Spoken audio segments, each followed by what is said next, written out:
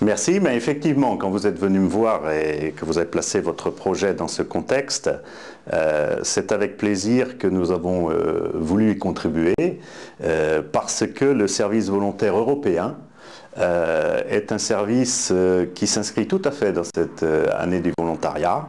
C'est un service volontaire qui concerne à peu près 5000 jeunes par année.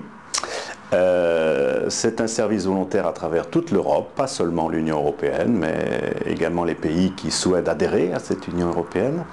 Et puis, comme on ne veut pas d'une Europe forteresse, hein, c'est un service volontaire que nous avons voulu ouvert sur le monde entier, hein, à travers les différents continents. Bien sûr, on est obligé de mettre quelques priorités, hein, dans ces services volontaires mondiaux, mais je dois dire qu'à chaque fois, c'est une très riche expérience que nos volontaires européens ont dans ce contexte.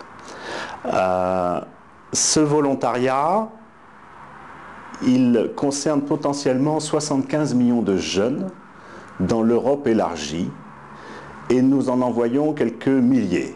Donc vous voyez tout de suite que le service volontaire européen ne peut pas répondre à toute la demande. Or, il y a une forte demande. Il y a une très forte demande, et notamment dans le cadre de la préparation de notre livre blanc sur la jeunesse, nous avons perçu cette attente des jeunes de pouvoir s'impliquer dans des actions de bénévolat, dans des actions de volontariat. Ceci, je crois, correspond tout à fait à la jeunesse d'aujourd'hui.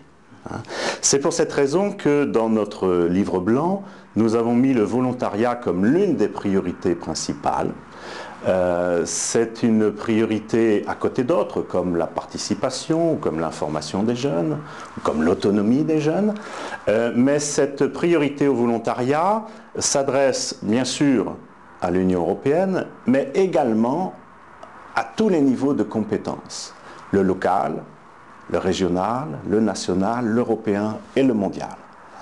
Et l'idée est de faire en sorte qu'en mettant ensemble toutes les synergies de ces différents niveaux, on puisse vraiment développer ces actions de volontariat pour essayer de toucher des dizaines de milliers, voire des centaines de milliers de jeunes à l'avenir.